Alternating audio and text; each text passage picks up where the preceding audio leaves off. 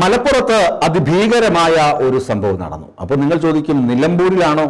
നിലമ്പൂരിൽ നടന്ന മഹാസംഭവം ഇലക്ഷൻ അല്ലേ, ഉപതെരഞ്ഞെടുപ്പല്ലേ എന്നൊക്കെ ഒരുപക്ഷെ നിങ്ങൾക്ക് തോന്നാം. പക്ഷെ അതിനേക്കാളൊക്കെ നമുക്ക് മാനസികമായി വലിയ സമ്മർദ്ദം തരികയും സങ്കടം തോന്നിക്കുകയും ചെയ്യുന്ന ഒരു സംഭവം ആണ് നിലമ്പൂരിൽ നിന്ന് റിപ്പോർട്ട് ചെയ്യപ്പെടുന്നത്. മറ്റൊന്നുമല്ല, നിലമ്പൂരിൽ 6 വയസ്സുള്ള ഓട്ടിസം ബാധിച്ച കുട്ടിയെ അവരുടെ ആ കുട്ടിയുടെ രണ്ടാനമ്മ ക്രൂരമായി തല്ലിച്ചതച്ചു എന്നതാണ് ആ സംഭവം.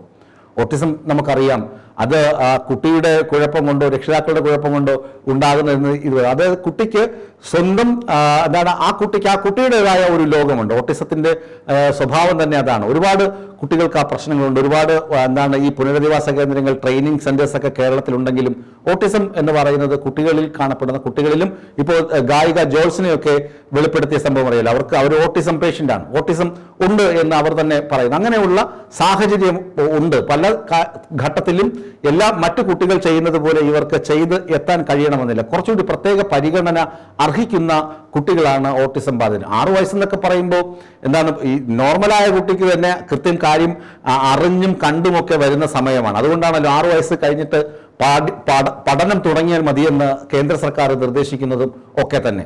6 വയസ്സെന്ന് പറയുന്നത് സാധാരണ ഗതിയിലുള്ള കുട്ടികൾക്ക് പോലും അവരുടെ പ്രവർത്തനങ്ങളും അവരുടെ പ്രവൃത്തിയും ഒക്കെ ശരിയായ ട്രാക്കിൽ എത്തി തുടങ്ങുകയുള്ളൂ.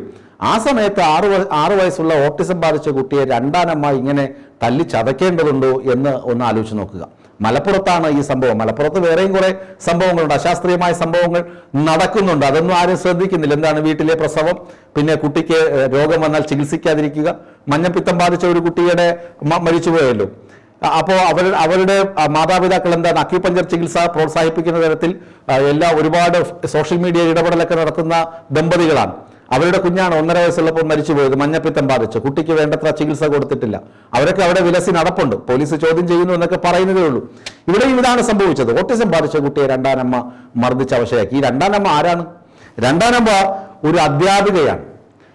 അധ്യാപികയായ രണ്ടാനമ്മയാണ് കുട്ടിയെ തല്ലിച്ചതച്ചത്. ഇത് എങ്ങനെയാണ് പുറത്തറിഞ്ഞത്?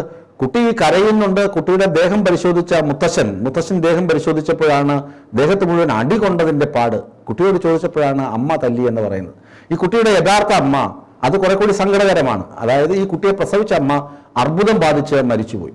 അതിനുശേഷമാണ് അപ്പൻ വേറെ കല്യാണം കഴിച്ചത്, രണ്ടാനമ്മ വന്നത്. രണ്ടാനമ്മ കുഞ്ഞുങ്ങളെ നോക്കുമെന്ന രീതിയിലായിരിക്കണം അയാൾ ആ കല്യാണം കഴിച്ചത്. ഈ മുത്തശ്ശൻ ഈ കുഞ്ഞിന്റെ മുറിവുകൾ കണ്ടിട്ട് നേരെ ചൈൽഡ് ലൈനിൽ അറിയിച്ചു. ചൈൽഡ് ലൈൻകാർ പോലീസിനെ അറിയിച്ചു. പോലീസ് FIR രജിസ്റ്റർ ചെയ്തു. FIR രജിസ്റ്റർ ചെയ്ത് അറിഞ്ഞതുകൊണ്ടാണ് ഈ ടീച്ചർ അങ്ങ് മുങ്ങിക്കളഞ്ഞത്. ടീച്ചർ എന്ന രണ്ടാനമ്മ. കുട്ടിയുടെ അച്ഛൻ വിദേശത്താണ്. ഞാൻ പറഞ്ഞു വരുന്നത്, അച്ഛൻ വിദേശത്ത്, കുട്ടിയുടെ സുരക്ഷാ ചുമതലയൊക്കെ ഉള്ളത് ഈ രണ്ടാനമ്മയ്ക്ക്. രണ്ടാനമ്മ ടീച്ചർ കൂടിയാണ്, അധ്യാപിക കൂടിയാണ്. അധ്യാപിക കൂടിയായ അമ്മ, രണ്ടാനമ്മ കുട്ടിയെ തല്ലിച്ചതയ്ക്കുകയാണ്. ഇവർക്ക് കുട്ടികളുടെ മനഃശാസ്ത്രം കൃത്യമായിട്ട് അറിയാം. പ്രത്യേകിച്ച് ഓട്ടിസം ബാധിച്ച കുട്ടിയെ എങ്ങനെ കെയർ ചെയ്യണമെന്നറിയാം. ഇതൊന്നും നോക്കാതെ ഇവർ ഈ കുട്ടിയെ തല്ലിച്ചതച്ചിരിക്കുന്നു. ഇപ്പോൾ ഒളിവിലാണ്. ഇവരെ പോലീസ് കസ്റ്റഡിയിൽ എടുക്കുമെന്നാണ് അറിയുന്നത്. കസ്റ്റഡി എടുത്തേ തീരുകയുള്ളൂ. എങ്കിലും ഇമാതിരി ക്രൂരതകൾ കേരളത്തിൽ നടക്കുന്നത് കാണുമ്പോൾ എനിക്കും നിങ്ങളെപ്പോലെ തന്നെ സങ്കടമുണ്ട്. പക്ഷെ നമുക്കിത് പറയാനേ കഴിയുകയുള്ളൂ. നമുക്ക് നേരിട്ട് പോയി ഇവരെ അറസ്റ്റ് ചെയ്യാനുള്ള അധികാരമൊന്നുമില്ലല്ലോ. അതൊക്കെ പോലീസ് കൃത്യമായി ചെയ്യുമെന്ന് നമുക്ക് പ്രതീക്ഷിക്കാം.